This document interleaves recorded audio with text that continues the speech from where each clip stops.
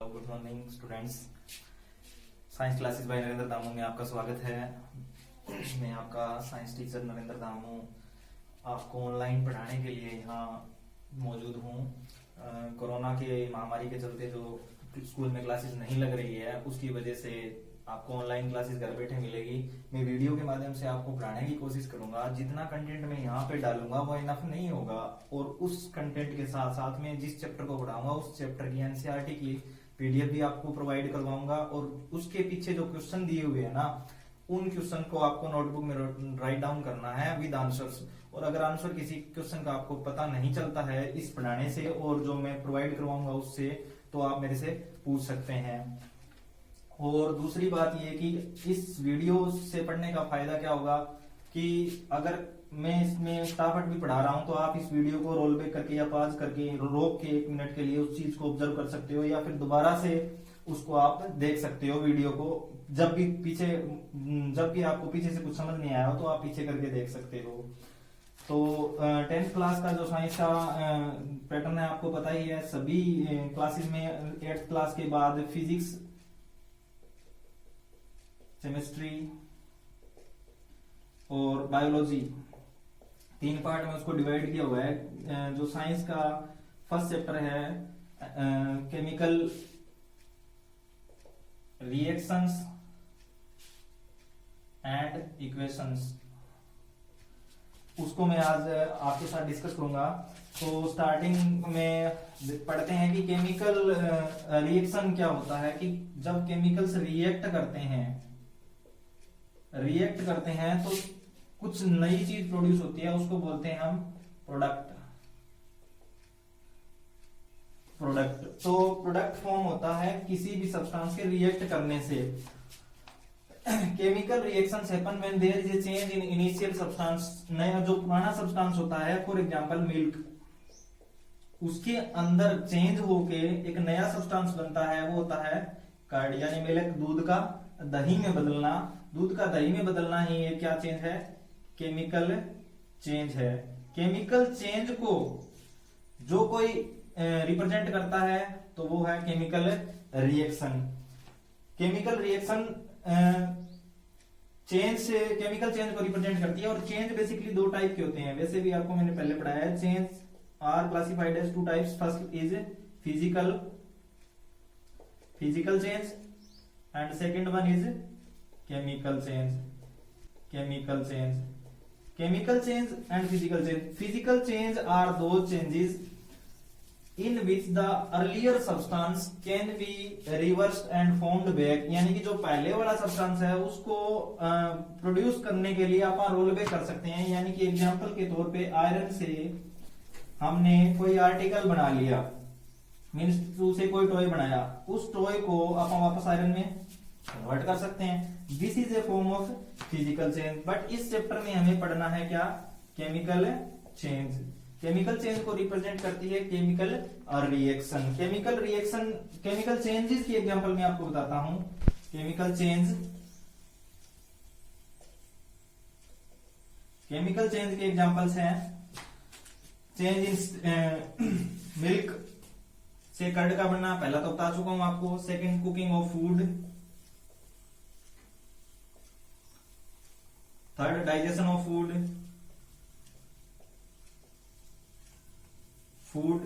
Respiration.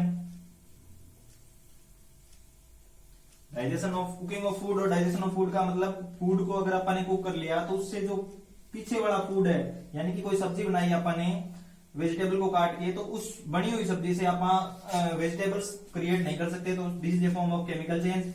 Respiration में हम O2 inhale करते हैं और नया सब्सटेंस बनता है, दैट इज CO2 जो आप एक्सहेल करते हैं, बाहर निकालते हैं। तो ये भी कौन सा चेंज हुआ?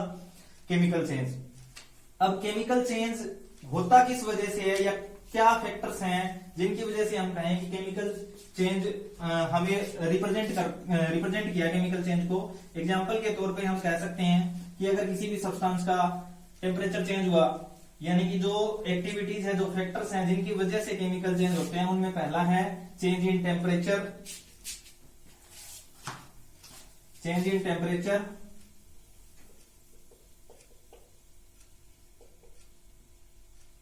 सेकंड है चेंज इन स्टेट,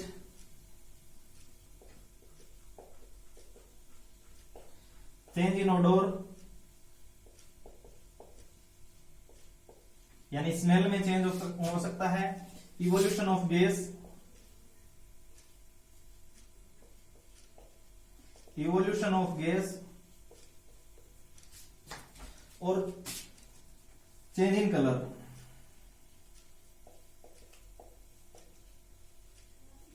यानी कि कोई भी सब्सटेंस जो ये चेंजेस दिखा रहा है और एक नया सब्सटेंस ये चेंजेस दिखा रहा है और एक नया सब्सटेंस फॉर्म कर रहा है। इनिशियली जिसके पास कोई जैसे कोई सब्सटेंस था, मिल्क था, उसका बन गया कर्ड।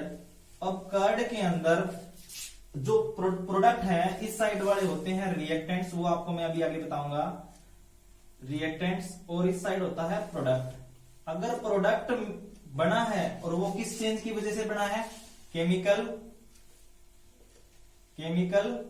चेंज, केमिकल चेंज की वजह से बना है, तो केमिकल चेंज हुआ है, इस बात की गारंटी इनमें से कोई ना कोई एक आपको देगा। क्या टेम्परेचर में चेंज होगा, या स्टेट में चेंज होगा, या फिर कलर में चेंज होगा, या फिर कलर में चेंज होगा, कोई गैस निकलेगी, या फिर ओडोर में, स्मेल में चेंज होएगा। तो these are examples of,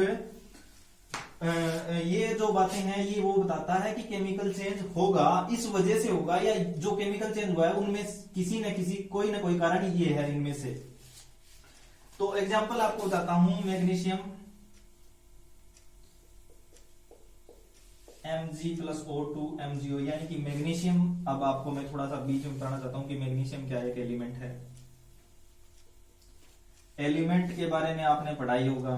there are 118 total elements in which 94 are naturally occurring in the nature, और ये बाकी के जो बच गए वो क्या है, साइंटिस्ट ने किसी दो को मिला के या फिर बनाए गए एलिमेंट्स हैं। 94 ऐसे एलिमेंट्स है जो नेचुरली अकरिंग है, उनमें से एक है मैग्नीशियम। मैग्नीशियम अगर ऑक्सीजन की प्रेजेंस में उसको अगर आपने बर्न किया तो वो बन जाता है मैग्नीशियम ऑक्साइड। मैग्नीशियम ऑक्साइड बनना, तो ये क्या होगा, एक केमिकल चेंज होगा। अब इसमें बताता हूं, जैसे ही आप बुक खोलोगे, बुक की पीडीएफ में भेज दूंगा, साथ साथ जो चैप्टर पढ़ाऊंगा उसी का, उस बुक को पढ़ना पड़ेगा आपको। तो आप देखोगे कि Mg पहले था, वो एक रिबन की फॉर्म में था, जब उसको अपन ने जला दिया तो एक व्हाइट पाउडर बन गया, और वो जलता है एक सफेद लो के साथ। जब वो बर्न होगा, और बर्न हमेशा किसकी प्रेजेंस में होगा, ऑक्सीजन। तो यहाँ पे हम दो चीजें देख रहे हैं कि मैग्नीशियम ने किसके साथ रिएक्ट किया, ऑक्सीजन के साथ रिएक्ट किया, और बना क्या, मैग्नीशियम ऑक्साइड। इसको जनरली लिखने का तरीका पहले ये था, मैग्नीशियम प्लस ऑक्सीजन से जो बनता वो बना मैग्नीशियम ऑक्साइड। ये ओल्ड मेथड था, बट अब जो मैंने लिखा है ये क्या है, सिंबल्स हैं। इन सिंबल से रिप्रेजेंट कर दिया मैंने, मैग्नीशियम को सिंबल से रिप्रेजेंट किया, ऑक्सीजन को रिप्रेजेंट किया, और मैग्नीशियम ऑक्साइड को भी सिंबल से रिप्रेजेंट किया। ये रिप्रेजेंटेशन मैंने आपको पहले भी पढ़ाया है। और अब आपकी जो बुक है उसमें 5th चैप्टर है, 5th चैप्टर में पेज नंबर 86 पे आपको पीरियोडिक टेबल मिलेगी। उस पीरियोडिक टेबल में आपको ये सारे के सारे एलिमेंट्स दिए हुए हैं, उनमें से आपको फर्स्ट 25 एलिमेंट्स कम से कम लर्न होने चाहिए कि उनका एटॉमिक नंबर और एटॉमिक मास, तब आप ये केमिकल रिएक्शंस कर पाएंगे। तो ये केमिकल रिएक्शन का एक एग्जांपल था।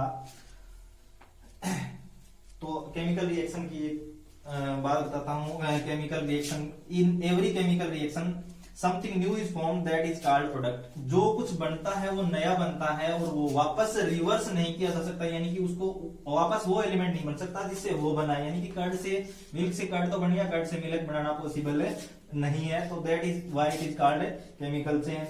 The product formed in the chemical reaction can never be reversed. और जो कभी भी जो फॉर्म हुआ प्रोडक्ट है वो कभी भी रिवर्स नहीं किया जा सकता, उससे ओरिजिनल सब्सटेंस है वो नहीं लिया जा सकता वापस। तो पीरियोडिक टेबल पेज नंबर 86 पे उसकी भी मैं पीडीएफ आपको भेज दूंगा, वो भी आपको लर्न करनी है। तो अब केमिकल रिएक्शन का आपको बता दिया। केमिकल रिएक्शन से जो मैंने लिखा था ना कि Mg+O2 से बना MgO, ये होती है chemical equation. Chemical equation generally represents a chemical reaction.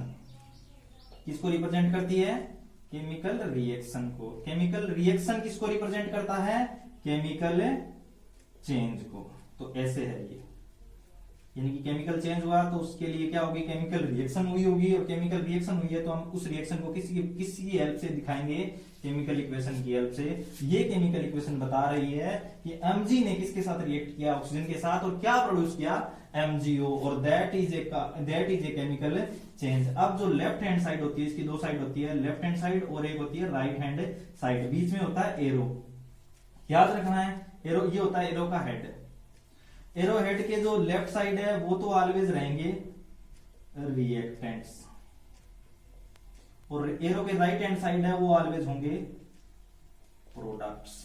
तो यहां पे हमारा प्रोडक्ट क्या है, MgO is the product. Reactants क्या है, रिएक्टेंट्स का हमें जनरली पता लग रहा है कि रिएक्टेंट नाम हुआ है तो जो रिएक्ट कर रहे हैं, रिएक्ट कौन कौन कर रहे हैं, Mg प्लस ऑक्सीजन और मैग्नीशियम ने रिएक्ट किया और क्या बना, मैग्नीशियम ऑक्साइड। तो और जो बीच में प्लस का सिंबल है ये बताता है कि नंबर ऑफ रिएक्टेंट्स एक नहीं है, सिंगल नहीं है, वो मोर देन वन है। तो इस प्लस के सिंबल को इसलिए यूज किया जाता है ताकि रिएक्टेंट्स को आपस में कौन किसने रिएक्ट किया, ये किया और क्या बना, मैग्नीशियम ऑक्साइड। तो और जो बीच में प्लस का सिंबल है ये बताता है कि नंबर ऑफ रिएक्टेंट्स एक नहीं है, सिंगल नहीं है, वो मोर देन वन है। तो इस प्लस के सिंबल को इसलिए यूज किया जाता है ताकि रिएक्टेंट्स को आपस में कौन किसने रिएक्ट किया है ये बताने के लिए। और एरो का हेड, जो एरो हेड है वो रिप्रेजेंट करेगा, जिसकी तरफ जा रहा होगा वो ऑलवेज होगा प्रोडक्ट, और जिसकी तरफ से आ रहा होगा वो होंगे रिएक्टेंट्स। तो ये है इसका जनरल तरीका।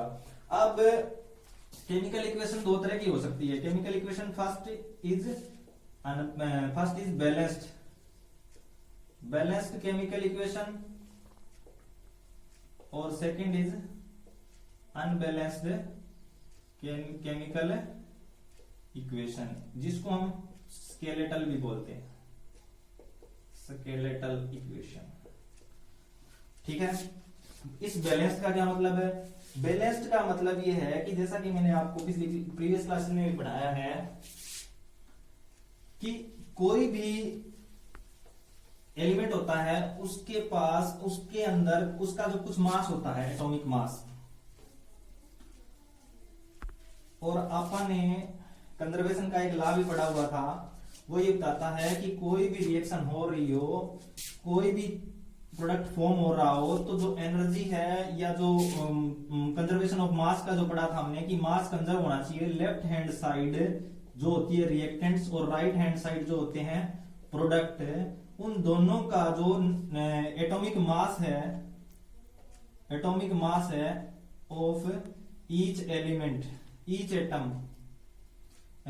एलिमेंट्स एटम, एक एलिमेंट है जैसे हीलियम एक एलिमेंट है, हाइड्रोजन एक एलिमेंट है, हीलियम एक एलिमेंट है, इस साइड हीलियम आया, इस साइड जो हीलियम आया है, उन दोनों हीलियम का एटॉमिक मास है वो इक्वल होना चाहिए, उसको बोलते हैं बैलेंस्ड केमिकल इक्वेशन।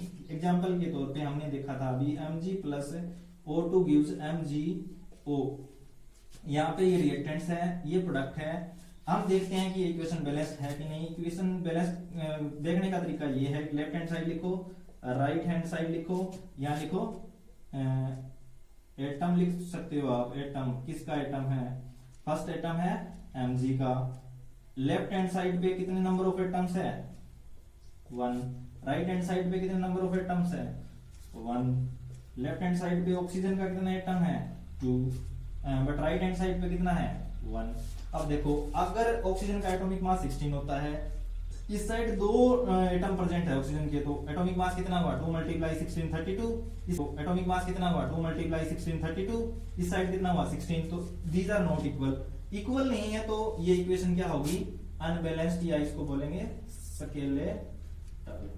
तो समझ में आ रहा है, स्केलेटल वो इक्वेशन होती है जिसमें लेफ्ट हैंड, अब आपको मास पे नहीं जाना, पहले आपको सिर्फ ये देखना है कि नंबर ऑफ एटम्स इक्वल होने चाहिए दोनों साइड। अगर नंबर ऑफ एटम इक्वल होंगे किसी एक एलिमेंट के, यानी ऑक्सीजन के इधर भी 2 है तो इधर भी 2 है, तो वो क्या करेगा, अपना मास कंजर्व कर रहा है, यानी कि ऑक्सीजन अपना मास पूरा ले रहा है, Mg का 1 है, इधर भी 1 है, तो Mg दोनों तरफ इक्वल है। तो एग्जांपल के तौर पे अगर इसको हम बैलेंस करना सीखें तो अनबैलेंस्ड इक्वेशन को हम क्या कर सकते हैं, बैलेंस कर सकते हैं। बैलेंस करने का क्या मेथड है कि हमने ये टेबल बनाई, इससे हमें पता लग गया कि कौन सा जो एटम है उसके एलिमेंट्स उसके कौन सा एलिमेंट है जिसके एटम है वो इक्वल नहीं है। तो यहाँ पे ऑक्सीजन है, ऑक्सीजन को अगर हम इक्वल करें, वैसे इस ये जो पीडीएफ दे दूंगा उसमें नंबर ऑफ क्वेश्चंस दिए होंगे इस तरह के, आपको उनको बैलेंस करना है। जो भी क्वेश्चन में आपको क्वेरी होगी वो मैं करवा दूंगा। तो Mg और O, अब देखो इधर एक था LHS यानी लेफ्ट हैंड साइड, एक था RHS। सिंपल तरीका बताता हूँ, बुक की हिसाब से जब मैं आपको नोट्स भेजूंगा तो वहां पे पहले इसको बॉक्स में डालना है इसको कि ये हमारी जो एंट्री है ये इक्वल नहीं है, फिर इसको बैलेंस करना है, उसके आगे 2 लगाना है। आप देखो राइट हैंड साइड पे क्या था हमारे पास, MgO था। अगर लेफ्ट साइड पे अकेला Mg है लेकिन लेफ्ट हैंड साइड पे ऑक्सीजन के 2 एटम हैं, तो इसका मतलब इधर 2 एटम। एक बात मैंने आपको पहले भी पढ़ाई हुई है कि कोई भी एटम है जैसे O है, उसके पैर में हम अपनी तरफ से कुछ नहीं लगा सकते। अगर उसके पैर में पहले 2 लगा हुआ है, इसके हमें 4 एटम बनाने हैं, तो हम क्या लिखेंगे 2O, 2 मींस 2 × 2 कितने एटम हो गए, ये 4 एटम। यानी कि पैर में जो है उसको नीचे हटाना, हमें सिर्फ हमें उसी को चेंज करना है। तो एग्जांपल के तौर पे Mg और O, हाँ ऑक्सीजन, Mg का लेफ्ट हैंड साइड पे 1, राइट हैंड साइड पे 1, एक बार यहीं छोड़े। अब ऑक्सीजन का लेफ्ट हैंड साइड पे 2 है, 2 को हम कम नहीं कर सकते क्योंकि ये पैर में 2 है, इसको तो हम चेंज कर ही नहीं सकते। इस साइड हम इसको 2 बना सकते हैं, कैसे बनाए, इसके आगे पूरे के आगे क्या लगा दें, 2 लगा दें। यानी कि इस फिर क्या हो जाएगा राइट हैंड साइड पे, अगर इसको मैं ऐसे कर दूं Mg plus O2 gives 2MgO। अब देखेंगे आप नेक्स्ट टाइम फिर से टेबल बनाएंगे। नेक्स्ट टाइम जब टेबल बनाएंगे तो क्या होगा कि देखेंगे कि राइट हैंड साइड पे Mg के कितने हो गए, क्योंकि ये जो 2 है ये दोनों के मल्टीप्लीकेशन में आएगा, Mg के भी क्या, ये तो बैलेंस हो गया, ये अनबैलेंस हो गया। नेक्स्ट टेबल में हम देखेंगे कि अगर इस Mg को हम 2 से मल्टीप्लाई कर दें तो इस साइड भी क्या हो जाएंगे, 2 हो जाएंगे। अब आप देखेंगे कि 2Mg इधर है, 2Mg इधर है, O2 इधर है, यानी कि 2 एटम्स है, ऑक्सीजन के इधर भी 2 एटम है। तो this is called a balanced chemical equation. तो up to balancing of chemical equation तक आपका जो टॉपिक है वो कवर अप हो चुका है। इसकी मैं चैप्टर की भी पीडीएफ डाल दूंगा और जो क्वेश्चन है वो भी आपको अटेम्प्ट करने हैं कॉपी पे। एक बात और बताना चाहता हूं कि पेज नंबर 86 वाली बात याद रखनी है कि पीरियोडिक टेबल आपको लर्न करना है अप टू 25 एलिमेंट्स तक। और जब भी इस वीडियो में कोई प्रॉब्लम हो तो आप पीछे से रोल बैक करके इसको देख सकते हैं या दोबारा देख सकते हैं। कोरोना से बचे रहें, घर में अपनी स्टडी को जारी रहें और best of luck. Thank you.